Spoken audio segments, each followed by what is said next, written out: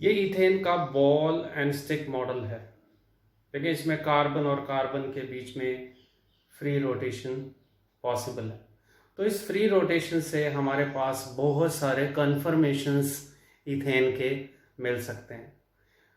इस free rotation से बनने वाली कन्फर्मेशंस को हम वन बाय वन बोर्ड पर ड्रॉ करेंगे और फिर अंडरस्टैंड करेंगे कि कौन सी स्ट्रक्चर स्टेबल है और कौन सी अनस्टेबल है।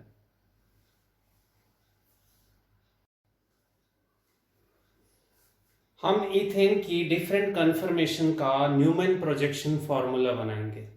हमने लास्ट लेक्चर में पढ़ा है न्यूमैन प्रोजेक्शन फार्मूला किसे कहते हैं। इस एंगल से अगर देखा जाए तो ये कार्बन हमें जो फ्रंट पे है, इस पर 3 हाइड्रोजन है। इस कार्बन के जस्ट बैक साइड में एक कार्बन है जो इस एंगल से दिखाई नहीं देगा। इस कार्बन को अगर हम एक डॉट के फॉर्म में बनाएं और इस पर दिखाई देने वाले 3 हाइड्रोजन को अगर हम इस तरह से लिखें, इस कार्बन के बैक वाले कार्बन को हम एक सर्किल के फॉर्म में ड्रॉ करें। देखो इन दोनों हाइड्रोजन के बिल्कुल बीच में पीछे वाले कार्बन पर एक हाइड्रोजन लगा है, उसे इस तरह से लिखा जाए। इन दोनों हाइड्रोजन के बीच में पीछे वाले कार्बन पर एक हाइड्रोजन है, उसे यहाँ लिखा जाए। और इन दोनों हाइड्रोजन के बीच में नीचे की तरफ पीछे वाले कार्बन का एक हाइड्रोजन है, उसे इस तरह लिखा जाए। तो ये जो बोर्ड पर हमारे पास एक स्ट्रक्चर बनी, this is staggered confirmation of ethane.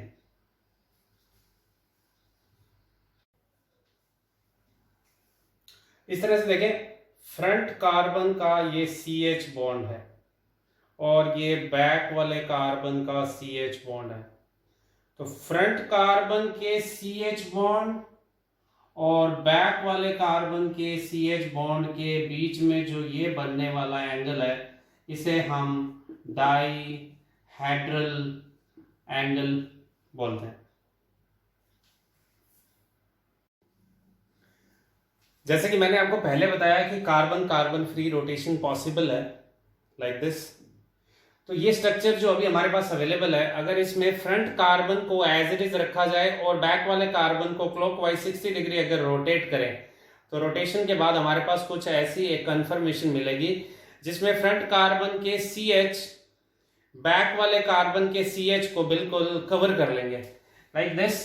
अगर मैं फ्रंट वाले कार्बन को डॉट के फॉर्म में लिखूं और इसके ऊपर 3 हाइड्रोजन जैसे थे हमें पहले दिखाई दे रहे थे, एज इट इज लिख दें। और जो बैक वाला कार्बन है उसे मैं एक सर्किल के फॉर्म में ड्रॉ करूं। इस सर्किल को देखो मैं 60 डिग्री रोटेशन करने के बाद ये स्ट्रक्चर मेरे पास मिली। 60 डिग्री रोटेशन करने का मतलब है ये क्लॉकवाइज इस तरफ चला जाएगा, तो ये इसके बैक में आ जाएगा। ये क्लॉकवाइज आगे जाएगा 60 डिग्री, तो इसके बैक में आ जाएगा। और ये आगे चला जाएगा, तो ये इसके बैक में आ जाएगा। तो हमारे पास कुछ ऐसी कन्फर्मेशन मिलेगी, this is known as eclipse conformation. Eclipsed conformation ये कैसी थी? Staggered conformation. इसके लिए अब देखो फ्रंट कार्बन के CH बॉन्ड के इलेक्ट्रॉन और ये बिल्कुल एक दूसरे के पास पास आ गए।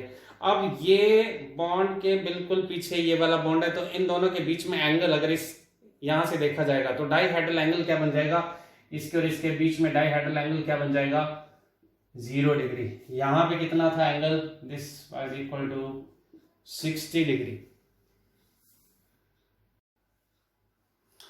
बहुत ध्यान से देखें, फ्रंट कार्बन के जो CH बॉन्ड के इलेक्ट्रॉन हैं और बैक वाले कार्बन के जो CH बॉन्ड के इलेक्ट्रॉन है, वो एक दूसरे से मैक्सिमम डिस्टेंस पर है। Dihedral angle is 60 degree. तो हम ये कह सकते हैं कि इस बॉन्ड के इलेक्ट्रॉन और इस बॉन्ड के इलेक्ट्रॉन के बीच में जो रिपल्शन है वो मिनिमम है, क्योंकि ये इलेक्ट्रॉन डेंसिटी और ये भी इलेक्ट्रॉन डेंसिटी है, एक दूसरे को रिपेल करेंगे जब ये बिल्कुल एक दूसरे के सामने आ गए। अब ये इलेक्ट्रॉन और ये इलेक्ट्रॉन एक दूसरे के काफी नजदीक हैं, एक दूसरे को रिपेल करेंगे। ये रिपल्शन कब होगा? जब डाइहेड्रल एंगल जो है, डाइहेड्रल एंगल वो 0 डिग्री है, तब ये इलेक्ट्रॉन डेंसिटी एक दूसरे के काफी नजदीक है, रिपल्शन मैक्सिमम होगा, यहाँ पे मिनिमम होगा। तो ये एक स्टेबल स्ट्रक्चर है जहां पर मिनिमम रिपल्शन है, और ये एक अनस्टेबल स्ट्रक्चर है जहां पर रिपल्शन मैक्सिमम है। तो इस स्ट्रक्चर को इस स्ट्रक्चर में कन्वर्ट करने के लिए हमें एनर्जी की रिक्वायरमेंट होगी, that is equal to 3 kilo calorie energy, जो कि काफ़ी कम है। जो स्ट्रक्चर है वो आसानी से एक स्ट्रक्चर दूसरी स्ट्रक्चर में कन्वर्ट होती रहती है। इसको हम इस तरह से भी समझ सकते हैं कि इस स्टैगर्ड कन्फर्मेशन को इस एक्लिप्स कन्फर्मेशन में कन्वर्ट होने के लिए जैसे ही ये स्ट्रक्चर इसमें कन्वर्ट होगी तो हम कह रहे हैं कि इसकी एनर्जी इंक्रीज हो रही है। तो ये इंक्रीज इन एनर्जी इसमें एक तरह का स्ट्रेन प्रोड्यूस कर रहा है, उसे हम एक वर्ड यूज करते हैं torsional strain. So torsional strain is maximum over here और यहां पर मिनिमम है।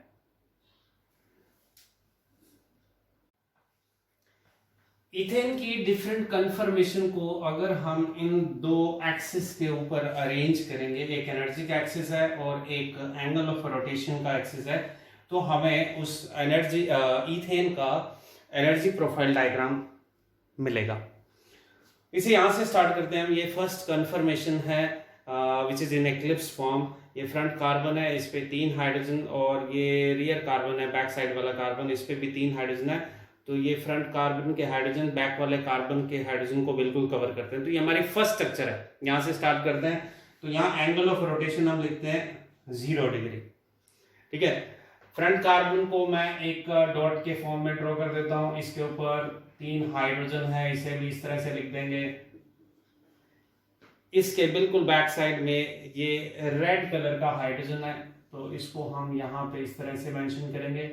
बाकी 2 हाइड्रोजन को भी यहाँ लिखेंगे। तो ये हमारी फर्स्ट जो कन्फर्मेशन है एक्लिप्स फॉर्म मिल गई। इस एक्लिप्स फॉर्म की एनर्जी मैक्सिमम है, इसलिए हम इसको एनर्जी के इस एक्सिस पर यहाँ पे शो कर रहे हैं।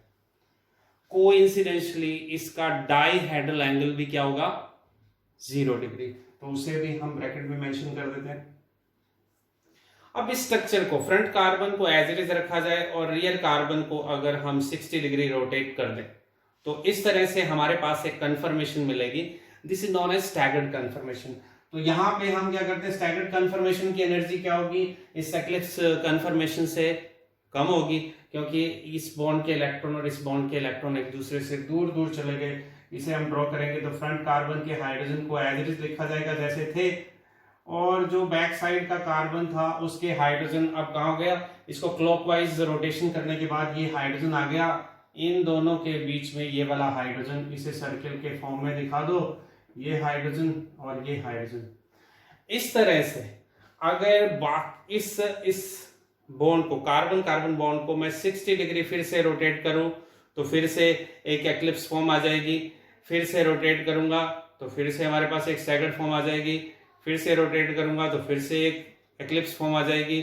फिर से रोटेट करेंगे तो फिर से एक स्टैगर्ड फॉर्म आ जाएगी, और फिर से रोटेट करने पर ये अपनी ओरिजिनल पोजीशन पर आ जाएगा। इस तरह से अगर मैं इस का पूरा एक 360 डिग्री का रोटेशन करूं तो मेरे पास periodically eclipse staggered, eclipse staggered, eclipse staggered और फिर लास्ट में फिर से एक्लिप्स कन्फर्मेशन मिलेगी। लेट्स हाउ मैं इसे ड्रॉ करता हूं, कैसा बनता है ये।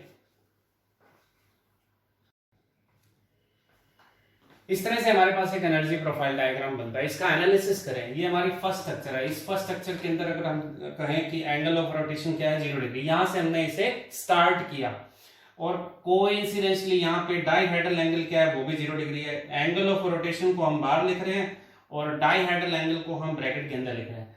अब इस रियर हाइड्रोजन जो हमें दिखाई दे रहा है, कार्बन कार्बन बॉन्ड को क्लॉकवाइज रोटेट करें। क्लॉकवाइज रोटेशन से ये 60 डिग्री रोटेशन पर हमारे पास फर्स्ट कन्फर्मेशन मिलेगी। ये स्टैगर्ड कन्फर्मेशन है। ये हाई एनर्जी कन्फर्मेशन थी, ये लो एनर्जी कन्फर्मेशन है। ये हाइड्रोजन अब इन दोनों हाइड्रोजन के बीच में आ गया। टोटल रोटेशन हमने किया 60 डिग्री, और डाइहेड्रल एंगल भी इस केस में क्या है, 60 डिग्री। फिर से अगर इसी हाइड्रोजन को फोकस करते हुए हम इसे रोटेट करें क्लॉकवाइज, तो ये इसके बैक साइड में आ जाएगा। ये कन्फर्मेशन मिलेगी हमें फिर से एक्लिप्स फॉर्म मिलती है। तो टोटल रोटेशन कितना हुआ, 60, 120। तो 120 पे हमारे पास एक्लिप्स फॉर्म मिल रही है, इसकी एनर्जी इसके बराबर है। और अगर डाइहेड्रल एंगल की बात की जाएगी तो 0 डिग्री है, क्योंकि एक्लिप्स फॉर्म है। फिर से रोटेट किया जाए क्लॉकवाइज 60 डिग्री, तो हमारे पास स्टैगर्ड कन्फर्मेशन मिलेगी। इसकी एनर्जी कम है, इसकी एनर्जी इस स्ट्रक्चर के इक्विवेलेंट है, और यहाँ पर टोटल जो रोटेशन हो गया वो 180 और डाइहेड्रल एंगल 60 डिग्री। फिर से क्लॉकवाइज रोटेट करें, एक्लिप्स फॉर्म बन जाएगी, फिर से क्लॉकवाइज रोटेट करें, स्टैगर्ड फॉर्म बन जाएगी, और फिर से अगर हम इसे रोटेट करेंगे तो वापस से अपनी ओरिजिनल पोजीशन पे आ गया, क्योंकि टोटल रोटेशन हो गया 360 डिग्री, और यहाँ पर एक्लिप्स फॉर्म में डाइहेड्रल एंगल है 0 डिग्री। तो इस तरह से हमारे पास ईथेन की डिफरेंट न्यूमैन जो कन्फर्मेशंस है उनकी स्ट्रक्चर्स को हम स्केल पे अरेंज करते हैं, तो डिफरेंट एनर्जी पे डिफरेंट स्ट्रक्चर्स मिल रही हैं। ये जो स्ट्रक्चर्स हमें ऊपर की तरफ दिखाई दे रही हैं ये सारी हाई एनर्जी स्ट्रक्चर्स हैं, एक्लिप्स फॉर्म है, और जो स्ट्रक्चर्स नीचे की तरफ दिखाई दे रही हैं ये लोअर एनर्जी कन्फर्मेशंस हैं, दीज आर स्टैगर्ड फॉर्म। अगर मैं इसे इस तरह से इन डॉट्स को अगर मिला दूं तो हमारे पास एक एनर्जी प्रोफाइल डायग्राम बन जाएगा।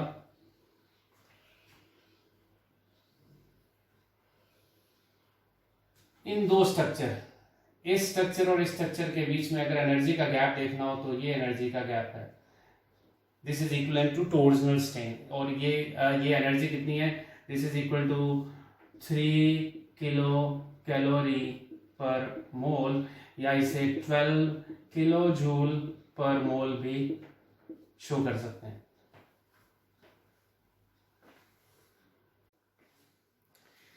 ऐसा कोई भी कन्फर्मर जिसका डाइहेड्रल एंगल 0 से लेकर 60 के बीच में होगा, वो कन्फर्मर डाइहेड्रल एंगल, ठीक है, 0 से 60 के बीच में होगा, तो वो एक्लिप्स से तो स्टेबल होगा लेकिन स्टैगर्ड से कम स्टेबल होगा। एक स्टैगर्ड स्ट्रक्चर सबसे ज्यादा स्टेबल स्ट्रक्चर है, एक एक्लिप्स स्ट्रक्चर सबसे कम स्टेबल स्ट्रक्चर है। यहाँ पे डाइहेड्रल एंगल 0, यहाँ पे 60, तो 0 से 60 के बीच में जो भी स्ट्रक्चर होगी वो एक्लिप्स से ज्यादा स्टेबल होगी, स्टैगर्ड से कम स्टेबल होगी।